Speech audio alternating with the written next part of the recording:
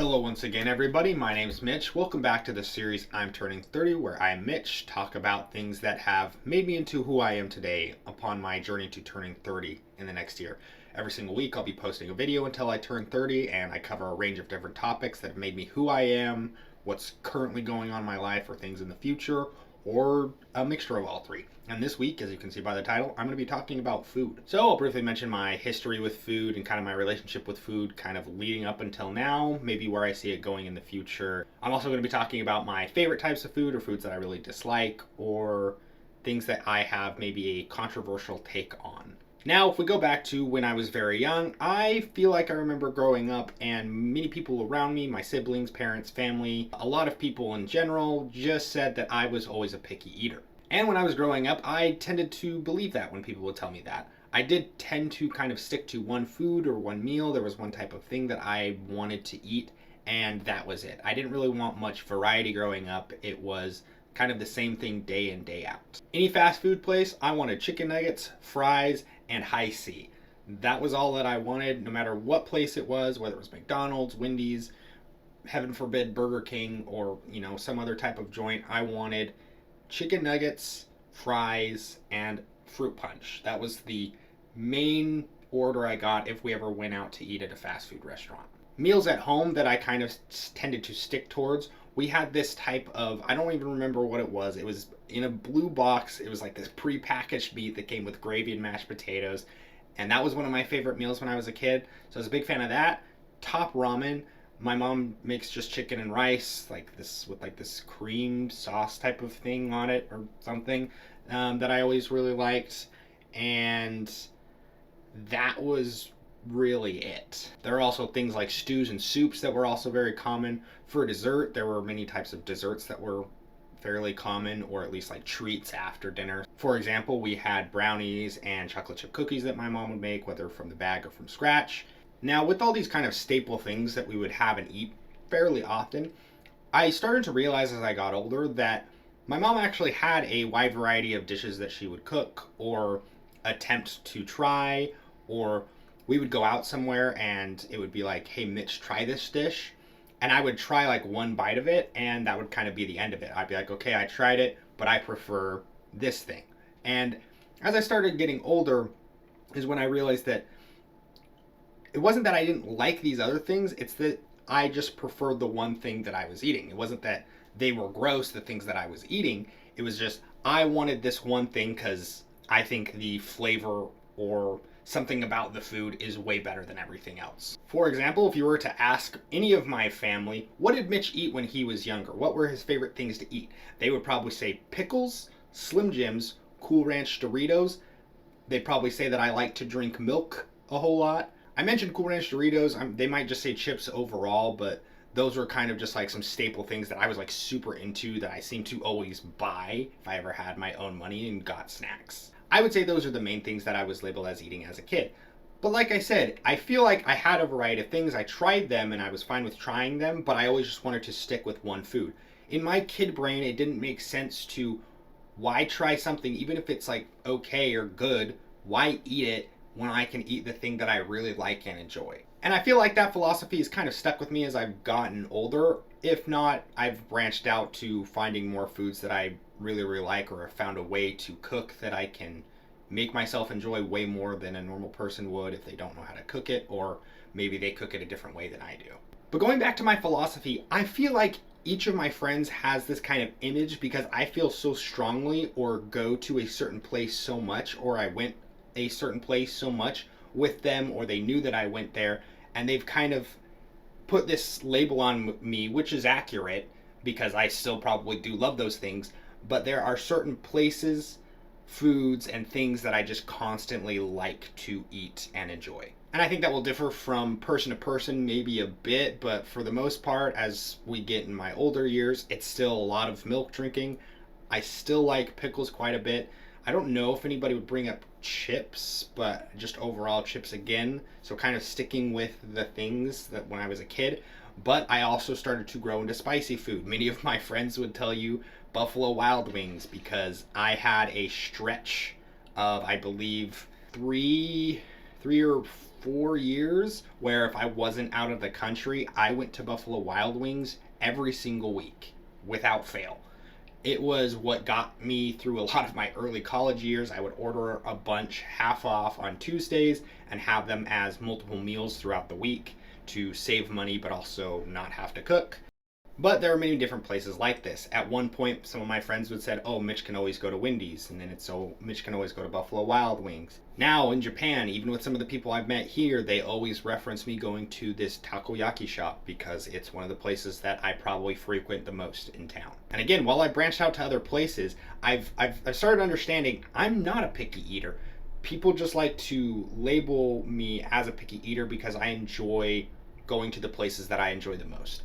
I'm usually fine and can find something and order something that will be a good experience somewhere else, but I would almost always prefer to go to these places that I just love for whatever reason. And obviously your tastes change as you get older. My younger self never wanted to try spicy food, more because I was scared of how it would taste. And eventually I tried it one day and I've been obsessed with it ever since. I think I have about 9 bottles of hot sauce here in Japan that I've imported just because I want different kinds of hot sauce to put on foods. I also really love sour things, so any types of sour candies I really enjoy getting, or just sour flavored, maybe fruits or anything that has a type of sauce that is sour. That's always a hit for me as well.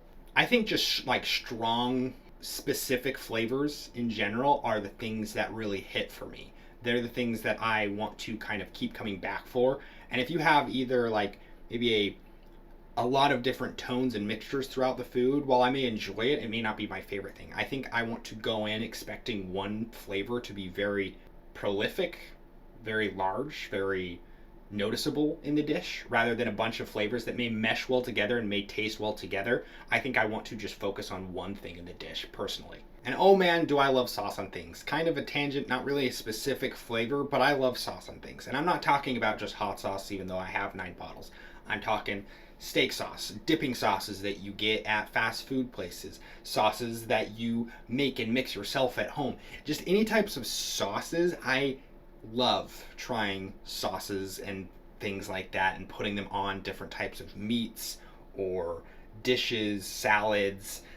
There's so much things you can put into a sauce to make it great, to be a good, helpful flavor to what you're eating.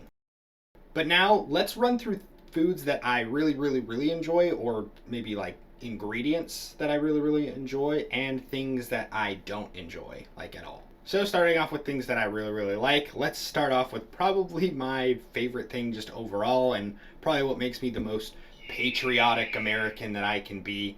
I love meat, just so much. All kinds of meat: chicken, beef, pork.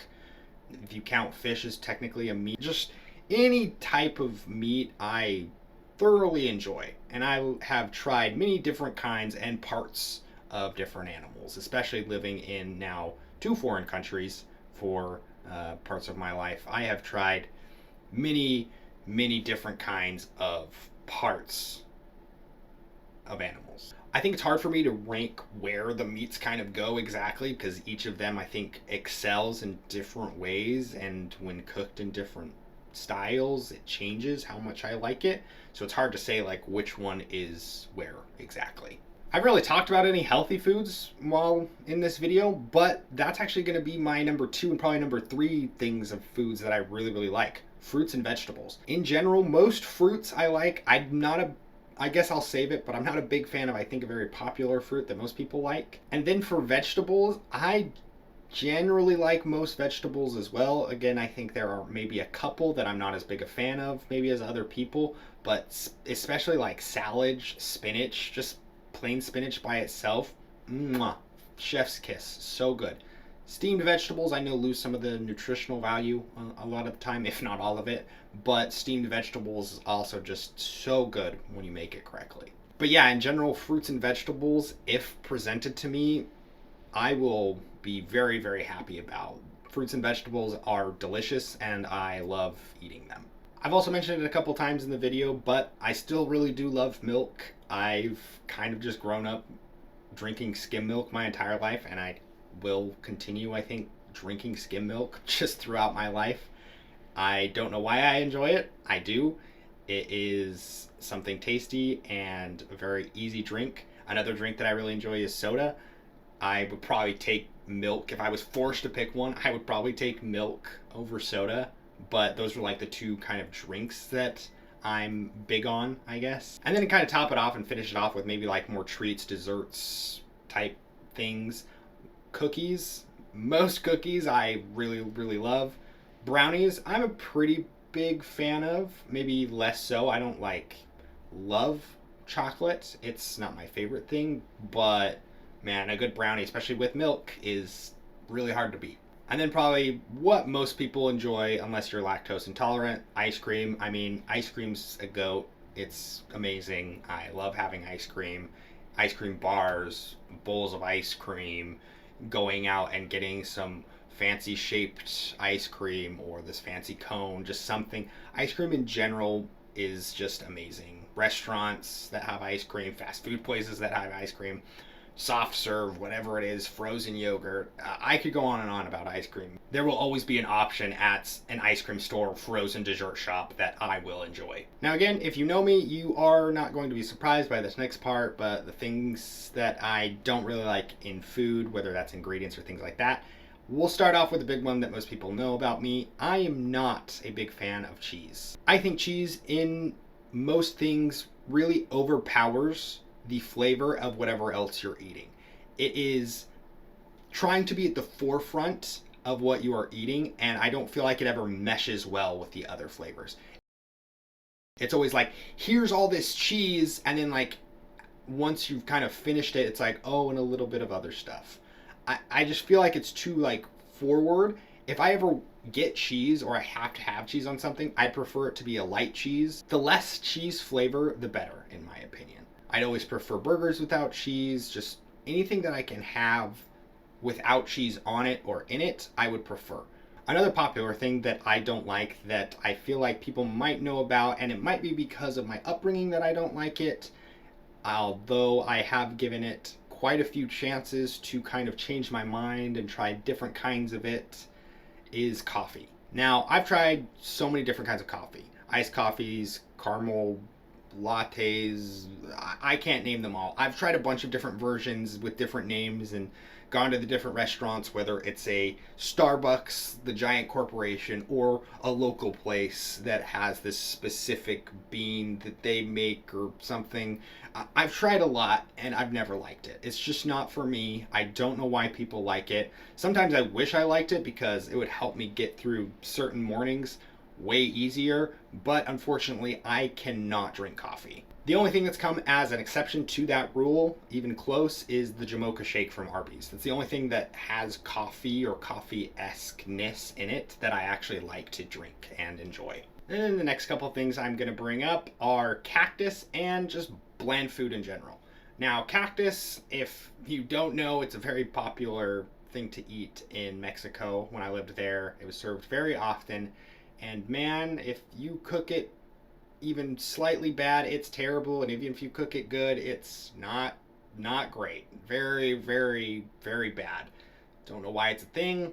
Doesn't taste good. I don't recommend it at all. And in bland food, I put a blanket thing around because you can make something bland even if it's like supposed to normally be tasty. And if I eat it, I'm gonna be like, oh, this isn't very good. Kind of for what I mentioned at the start of the video.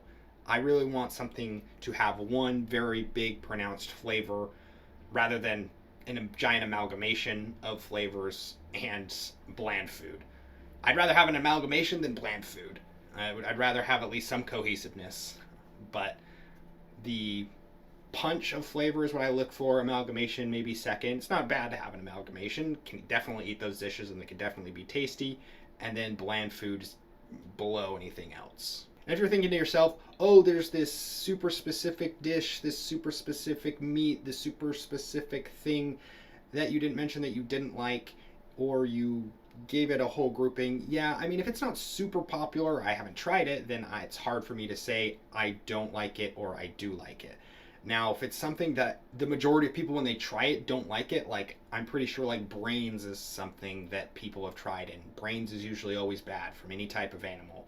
Liver is usually not very good. The durian fruit, for example, that's like one fruit that I've never tried. I've heard it smells pretty bad. I've heard mixed things on the taste. It's like it smells terrible, but you eat it and it's good. I've never tried durian before, so that's something that I could potentially not like in the fruit category. But when it comes to these like hyper specific things that most people don't like, yeah, I probably won't like them either. I'm talking about things that are overall eaten and not super hyper specific things that most people don't like, and so we don't have a very big market for, or many people don't eat it because it's usually very bad. For example, here in Japan, I have tried pufferfish. I think it's called gufu is the Japanese name.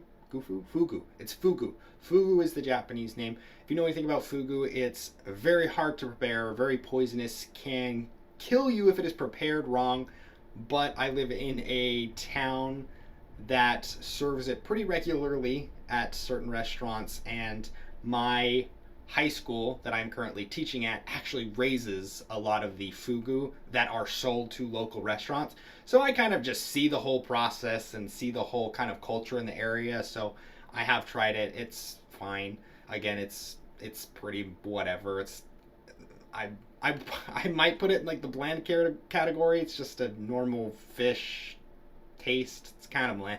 Oh yeah, and I went off on that tangent of the hyper specific foods because that popped into my head without mentioning the other fruit that I mentioned that I didn't really like. I'm not really a big fan of watermelon. To me, it just tastes like water. I like watermelon flavored, like candies and other things. Anything that's like watermelon flavored, I usually like. But watermelon itself, whenever I eat it, I'm just like, this is just like water that's slightly flavored. Again, I can eat it, just not definitely my least favorite fruit that I've tried by far.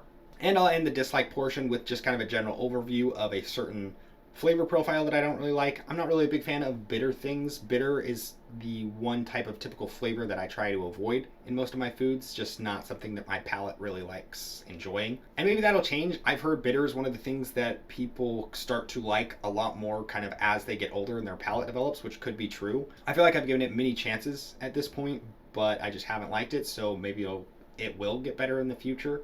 I would prefer not to eat bitter things if I can avoid it. Again, I can eat them, but that's the main flavor profile that I would avoid. Looking into the future with food, I don't really know what's going to happen. I don't know how my palate will develop or how my relationship with food will change.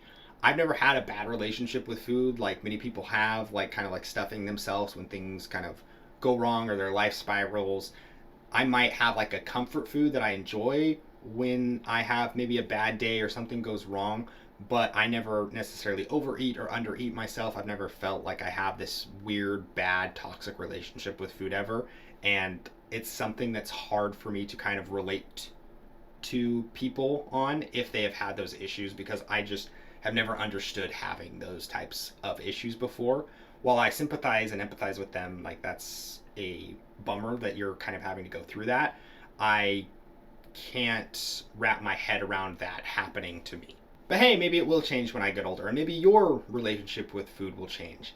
The beauty of the future is we don't know what will hold, and we get to shape it. So hopefully I continue to have this healthy relationship. If you don't, I recommend you try doing your best. I am not an expert, so I can't really give you really any tips or anything like that. There's nothing I can recommend you do, especially just because I've never been in that position before, but I believe in you if you're struggling. Oh man, this video has been all over the place. I'm running on a short week this week, so when I was deciding the topic, I looked through my list of ideas of things that I could talk about, and I saw food, and I was like, food. Food will be something that I can kind of quickly talk about and probably get in and out.